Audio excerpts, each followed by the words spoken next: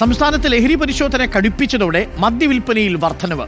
കഴിഞ്ഞ 2 മാസത്തിനിടെ beverages shop വഴി 97 കോടി രൂപയുടെ അധിക മദ്യവിൽപ്പനയാണ് നടന്നത്. കഴിഞ്ഞ വർഷം ഫെബ്രുവരി മാർച്ച് മാസത്തെ ആകെ വിൽപ്പന 2137 കോടിയായിരുന്നു. ഈ വർഷം അത് 2234 കോടി രൂപയായി മദ്യവിൽപ്പന ഉയർന്നിട്ടുണ്ട്.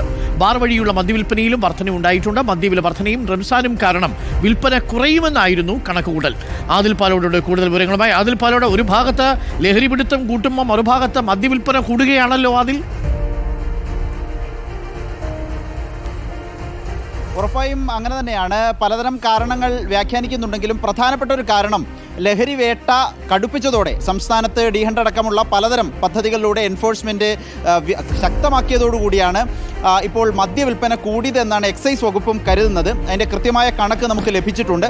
കഴിഞ്ഞ 2 മാസത്തെ കണക്കാണ് പരിശോധിക്കുന്നത്. ഫെബ്രുവരി മാർച്ച് മാസങ്ങളിൽ ആകെ വിൽപ്പന കഴിഞ്ഞ വർഷം 2024 2137 കോടി രൂപയുടെ വിൽപ്പനയാണ് ഈ 2 മാസങ്ങളിൽ നടന്നത്.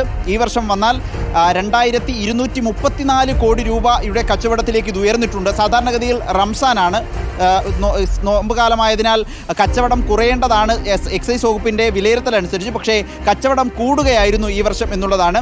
ബാർ വഴിയുള്ള മദ്യവിൽപ്പനയിലും വലിയ വർധനമുണ്ട്. നേരത്തെ പറഞ്ഞത് ബിവറേജസ് കോർപ്പറേഷൻ വഴിയുള്ള വിൽപ്പനയാണ്. ഈ ബാറിൽ ഈ മാസം മാത്രം 4.5 കോടി രൂപയുടെ അധിക വിൽപ്പനയുണ്ടായി എന്നുള്ളതാണ് എക്സൈസ് വകുപ്പിൻ്റെ തന്നെ കണക്ക്. ഏതായാലും എക്സൈസ് വകുപ്പിനെ സംബന്ധിച്ചിടത്തോളം മദ്യവിൽപ്പന കൂടുന്നുണ്ട്. ഈ എൻഫോഴ്സ്മെൻറ്റ് പ്രവർത്തനങ്ങൾ കൂടുതൽ ശക്തമാക്കണം, എങ്കിൽ കൂടുതൽ മദ്യവിൽപ്പന കൂടും. മാത്രമല്ല അത് ശക്തിപ്പെടുത്തിയതിൻ്റെ തെളിവ് കൂടിയായി എക്സൈസ് വകുപ്പ് ഈ കണക്ക് ഉയർത്തിക്കാട്ടുന്നുണ്ട്. അരുൺകുമാർ. ഓക്കെ, ആദിൽ പാലോടാണ് വിവരങ്ങൾ നൽകിയത്. ഒരു ഭാഗത്ത് ലഹരി പിടുത്തം കർശനമാക്കുമ്പോൾ മറുഭാഗത്ത് മദ്യം വിറ്റഴിക്കൽ തകൃതിയായി നടക്കുന്നുണ്ട്. ലഹരിയും വേണ്ട, ലഹളയും വേണ്ട. പ്രിയപ്പെട്ട പ്രേക്ഷകരെ, ഇപ്പോൾ സമയം 10 മണി കഴിഞ്ഞ് 39 മിനിറ്റ് ആയിരിക്കുന്നു. ഒരു കുഞ്ഞിടവേള കൂടി വേണം.